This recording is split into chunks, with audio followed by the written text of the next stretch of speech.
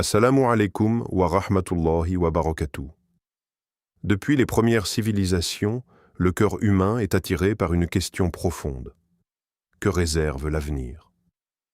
Les peuples de toutes les époques ont cherché des réponses dans les étoiles, dans les livres sacrés, dans les visions et dans les événements de l'histoire.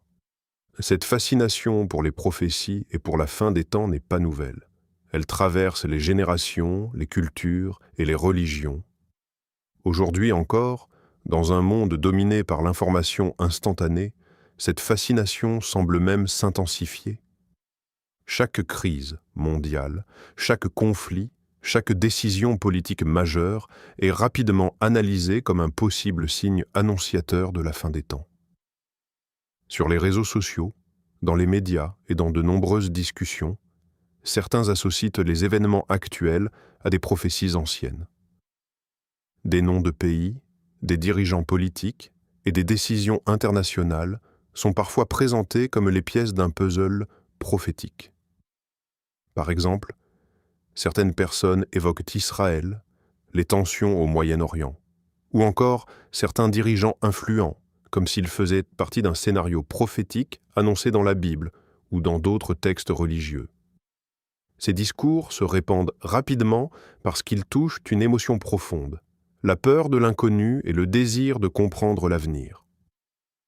Cependant, dans plusieurs conférences, Dr Zakir Naik rappelle une chose très importante. Beaucoup de gens interprètent les textes religieux à travers leurs émotions, leurs opinions politiques ou leurs propres intérêts. Lorsqu'un événement semble correspondre à une description ancienne, certains s'empressent de dire « voilà la prophétie qui se réalise ». Mais l'islam nous enseigne la prudence et la sagesse. Les textes sacrés ne doivent pas être manipulés pour soutenir une théorie ou une opinion personnelle. Une prophétie ne peut pas être interprétée simplement parce qu'un événement ressemble vaguement à ce qui est décrit dans un texte ancien. Dans la tradition islamique, la connaissance de l'invisible, ce que l'on appelle al-ghaib, appartient uniquement à Allah. Les êtres humains peuvent observer, réfléchir et analyser, mais ils ne possèdent jamais la connaissance complète de l'avenir. Allah nous rappelle clairement cette réalité dans le Coran, dit « Nul de ceux qui sont dans les cieux et sur la terre ne connaît l'invisible, à part Allah. » Sourate An-Naml 27-65. Ce verset est un rappel puissant pour chaque croyant. Il nous enseigne l'humilité face au futur. Même les prophètes d'Allah ne connaissaient pas l'invisible par eux-mêmes. Ils ne savaient que ce qu'Allah leur révélait.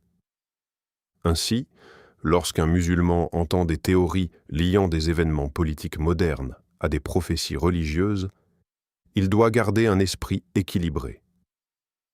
L'islam ne nous demande pas de courir derrière chaque spéculation ou chaque interprétation sensationnelle. Au contraire, la foi islamique nous enseigne la stabilité du cœur et la confiance en Allah. Les événements du monde peuvent être complexes et parfois inquiétants, mais ils restent toujours sous le contrôle du Créateur de l'univers. Dr Zakir Naik souligne souvent que l'erreur de nombreuses personnes est de vouloir absolument relier chaque événement politique à une prophétie. Pourtant, cette attitude peut facilement conduire à la confusion, à la peur et parfois même à la manipulation. Le musulman, lui, doit se rappeler que la vraie préparation pour l'avenir ne consiste pas à deviner les événements futurs, mais à renforcer sa relation avec Allah.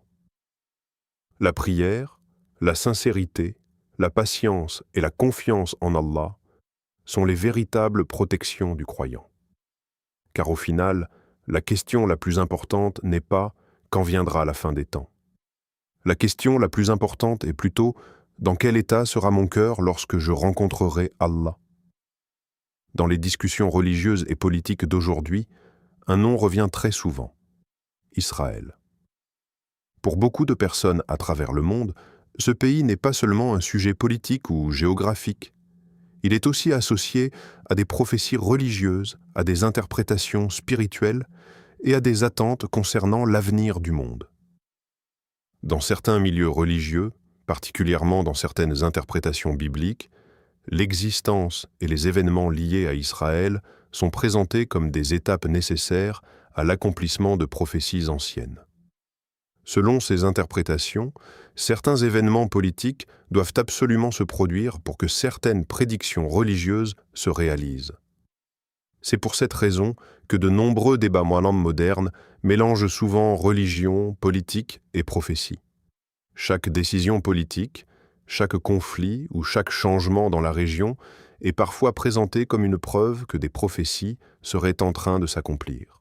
Cependant, dans ses conférences, Zakir Naik explique que le musulman doit aborder ces sujets avec une compréhension claire de la position de l'islam concernant les écritures précédentes.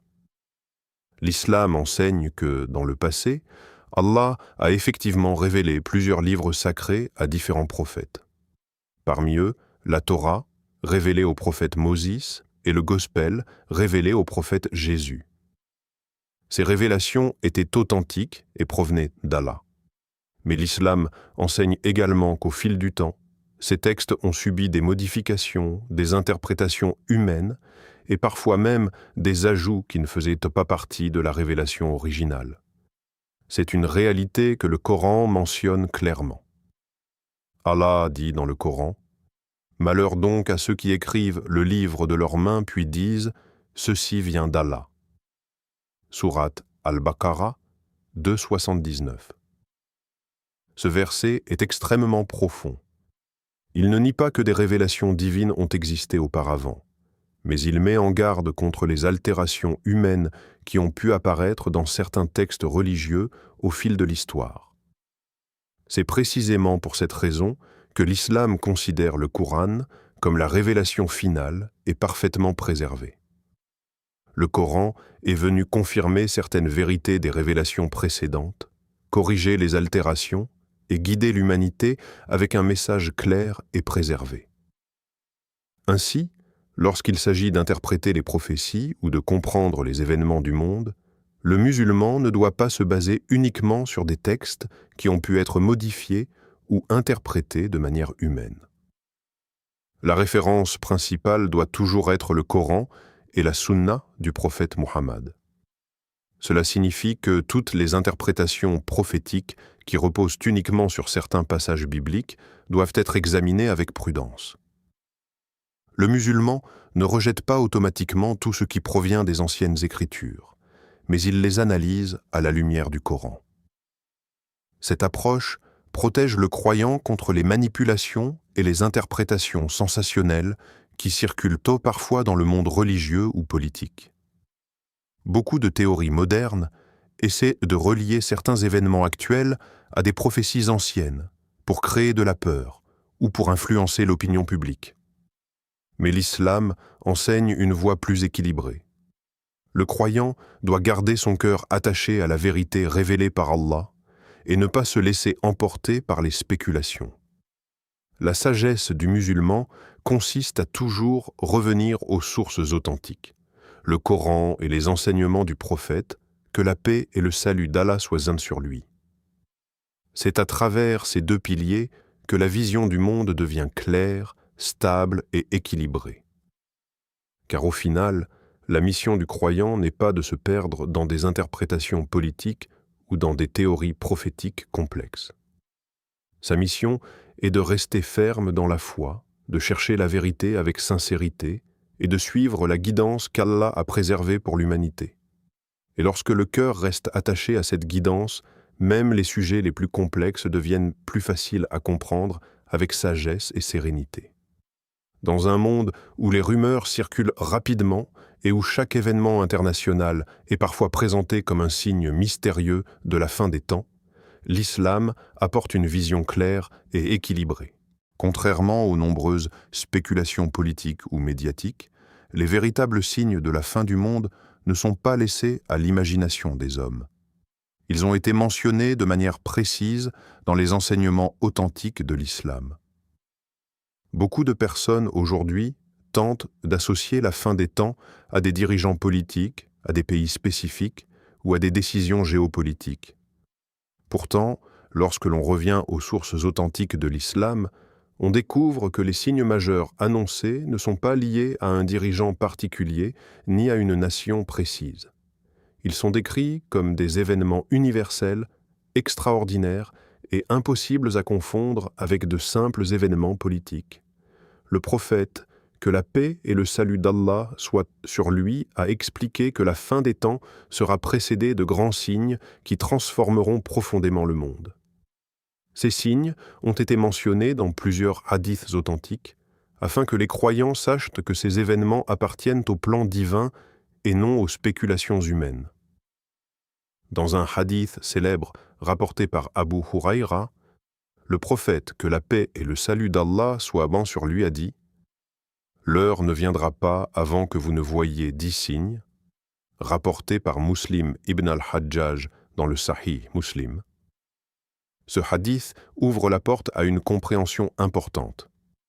La fin des temps ne sera pas un mystère construit par les analyses humaines, mais une série d'événements clairement annoncés dans la tradition prophétique. Parmi ces signes majeurs figure l'apparition du Al-Masih ad-Dajjal, souvent décrit comme la plus grande épreuve que l'humanité connaîtra.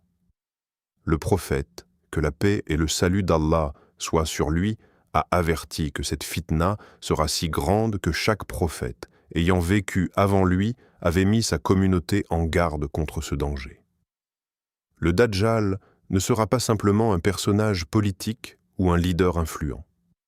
Selon les descriptions prophétiques, il sera une épreuve mondiale qui testera la foi des croyants et trompera de nombreuses personnes par ses illusions et ses fausses promesses. Un autre signe majeur sera le retour de Isa ibn Maryam, le prophète Jésus, que la paix et le salut d'Allah soient vénanois sur lui, salam. L'islam enseigne qu'il reviendra à la fin des temps pour rétablir la justice, vaincre le Dajjal et rétablir la vérité. Son retour ne sera pas un événement politique ordinaire, mais un événement extraordinaire reconnu par le monde entier. Ensuite, viendra la sortie de Gog et Magog, un peuple mentionné dans le Coran et dans les hadiths. Leur apparition provoquera un chaos immense sur la terre, au point que l'humanité ne pourra pas les arrêter par ses propres moyens. Ces descriptions montrent une chose très importante. Les véritables signes de la fin des temps sont des événements clairs, massifs et universels. Ils ne peuvent pas être confondus avec de simples crises politiques, des élections ou des décisions de gouvernement. C'est pourquoi les savants musulmans rappellent souvent que les croyants doivent éviter de transformer chaque événement mondial en prophétie. L'islam ne nous demande pas de passer notre temps à analyser la politique internationale pour essayer de deviner la fin du monde. Au contraire, les enseignements prophétiques nous rappellent que l'objectif principal de ces signes est de réveiller les cœurs. Ils nous rappellent que la vie sur Terre est temporaire et que chaque être humain se dirige vers une rencontre avec son Créateur. La vraie préparation pour la fin des temps n'est donc pas intellectuelle ou politique. Elle est spirituelle. Elle commence dans le cœur du croyant. Se préparer signifie renforcer sa relation avec Allah, améliorer sa sincérité, purifier ses intentions et multiplier les bonnes actions. La prière, le repentir, la patience et la recherche de la connaissance deviennent alors les véritables provisions pour le voyage vers l'au-delà. Car au final, peu importe quand viendra l'heure. Ce qui compte réellement, c'est l'état dans lequel chaque âme rencontrera Allah. À travers l'histoire de l'humanité, les prophéties ont toujours eu un impact puissant sur les sociétés. Lorsqu'un peuple croit qu'un événement est annoncé dans un texte sacré, cette croyance peut influencer profondément ses décisions, ses émotions et même sa vision du monde. C'est pour cette raison que, dans différentes époques, certains individus ou mouvements ont utilisé les prophéties comme un outil pour orienter les masses. Les textes religieux occupent une place très respectée dans le cœur des croyants. Lorsqu'une prophétie est mentionnée ou interprétée d'une certaine manière, elle peut facilement susciter la peur, l'espoir ou l'enthousiasme collectif. Certains dirigeants ou groupes l'ont compris depuis longtemps. Ils savent que relier un événement politique à une prophétie peut donner l'impression que leurs actions sont soutenues par une volonté divine. Dans certains cas, des discours religieux ont été utilisés pour justifier des décisions politiques, des conflits ou même des ambitions personnelles. Lorsqu'une population croit que certains événements doivent absolument se produire parce qu'ils sont liés à une prophétie, elle peut accepter plus facilement des décisions qui autrement auraient été contestées. C'est pourquoi plusieurs savants musulmans mettent en garde contre les interprétations hâtives des textes religieux. Parmi ceux qui abordent souvent ce sujet dans leurs conférences se trouve Zakir Naik, qui rappelle régulièrement que les musulmans doivent analyser les informations avec intelligence et prudence.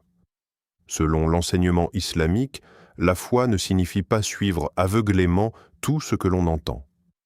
Au contraire, l'islam encourage la réflexion, la recherche de la vérité et l'utilisation de la raison.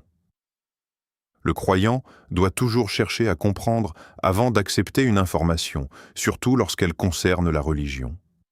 Allah lui-même nous enseigne cette attitude dans le Coran. « Ô vous qui avez cru, si un pervers vous apporte une nouvelle, vérifiez-la. » Sourate Al-Hujurat 49, 6. Ce verset est extrêmement important dans le monde actuel. Nous vivons dans une époque où les informations circulent en quelques secondes. Sur Internet, dans les vidéos, sur les réseaux sociaux et même dans certains discours publics, il est facile de partager des affirmations qui semblent impressionnantes ou inquiétantes. Certaines personnes utilisent des titres sensationnels, des citations religieuses sorties de leur contexte ou des théories impressionnantes pour attirer l'attention. Mais le musulman ne doit pas être guidé par la peur ou par l'émotion. La foi islamique appelle plutôt à la vérification et à la sagesse. Avant d'accepter une information, le croyant doit se poser plusieurs questions. La source est-elle fiable? L'information est-elle confirmée par des sources authentiques? Correspond-elle réellement aux enseignements du Coran et de la Sunna? Cette attitude protège le cœur et l'esprit du croyant contre la manipulation. Car lorsque les gens agissent sous l'effet de la peur ou de la confusion, ils deviennent plus faciles à influencer. Dans le domaine des prophéties, ce danger est encore plus grand. Les textes religieux peuvent être interprétés de différentes manières, et certaines personnes peuvent choisir les interprétations qui servent leur intérêt ou leur objectif. C'est pourquoi les savants de l'islam rappellent toujours l'importance de revenir aux sources authentiques, le Coran et la Sunna du prophète Muhammad. Ces deux sources offrent une guidance claire qui protège les croyants contre les confusions et les manipulations. La sagesse du musulman consiste donc à rester équilibré. Il ne rejette pas tout ce qu'il entend, mais il ne croit pas non plus aveuglément chaque théorie ou chaque interprétation. Au lieu de se laisser emporter par des discours sensationnels ou par des prophéties interprétées de manière spectaculaire, le croyant garde son cœur attaché à la vérité et à la guidance divine. Car la véritable force du musulman ne réside pas dans la peur des événements futurs, mais dans sa confiance en Allah et dans sa capacité à rester ferme sur la vérité, même dans un monde rempli de confusion. Lorsque les gens parlent de prophétie, leurs pensées se tournent souvent vers la politique mondiale, les conflits internationaux ou les grandes puissances. Beaucoup cherchent des signes dans les décisions des gouvernements, dans les crises géopolitiques ou dans l'apparition de certains dirigeants. Pourtant, l'islam attire notre attention sur une prophétie beaucoup plus profonde et beaucoup plus importante: l'état du cœur des croyants à la fin des temps. La véritable prophétie qui devrait préoccuper les musulmans n'est pas liée à un pays, à une frontière ou à un dirigeant politique. Elle concerne la condition spirituelle de la communauté elle-même. Le prophète, que la paix et le salut d'Allah soient sur lui, a averti que l'un des grands défis de la fin des temps serait la faiblesse intérieure des croyants, même si leur nombre devient très grand. Dans un hadith authentique rapporté par Abu Daoud, le prophète, que la paix et le salut d'Allah soient sur lui, a dit: Les nations se rassembleront contre vous comme des convives autour d'un plat. Les compagnons demandèrent avec étonnement, « Serons-nous peu nombreux ce jour-là » Le prophète, que la paix et le salut d'Allah soient sur lui, répondit, « Non, vous serez nombreux, mais vous serez comme l'écume d'un torrent. » Cette image est extrêmement puissante. L'écume qui flotte à la surface d'un torrent est légère, instable et facilement emportée par le courant. Elle est visible en grande quantité, mais elle n'a aucune force réelle. À travers cette métaphore, le prophète, que la paix et le salut d'Allah soient loin sur lui, nous enseigne une réalité spirituelle profonde. Une communauté peut être grande en nombre, mais si sa foi est faible, si ses valeurs sont fragiles, et si son attachement à Allah diminue, alors elle devient vulnérable. Cette prophétie nous pousse à réfléchir sérieusement. Le véritable problème de la fin des temps n'est pas simplement l'existence de conflits ou de tensions dans le monde. Le véritable défi est l'état du cœur des croyants. Lorsque la foi devient superficielle, lorsque les prières deviennent négligées, lorsque l'amour de ce monde prend le dessus sur la préparation pour l'au-delà, alors la communauté perd sa force spirituelle. Et lorsque cette force disparaît, même un grand nombre ne suffit plus à protéger une communauté. Dans plusieurs enseignements, le prophète, que la paix et le salut d'Allah soient sur lui, a expliqué que l'une des causes de cette faiblesse sera l'attachement excessif à la vie matérielle et la peur de la mort. Lorsque le cœur s'accroche trop au plaisir de ce monde, il devient difficile de rester ferme dans les moments d'épreuve. C'est pourquoi cette prophétie n'est pas simplement une description de l'avenir. Elle est aussi un avertissement et un appel au réveil. Elle invite chaque musulman à regarder en lui-même et à se poser une question sincère. Dans quel état se trouve ma foi aujourd'hui ? La solution à cette faiblesse n'est pas la peur ni la panique face aux événements du monde. La solution est un retour sincère au fondement de la foi.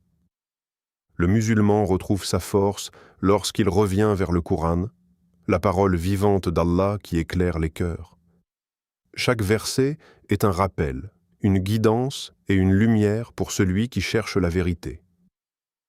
La force du croyant renaît également dans la prière sincère. Lorsque le front se pose sur le sol en prosternation, le cœur se reconnecte à son Créateur.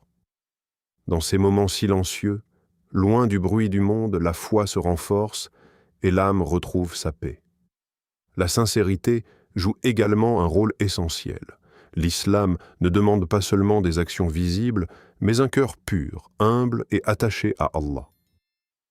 Lorsque l'intention devient sincère, même les petites actions prennent une grande valeur auprès d'Allah.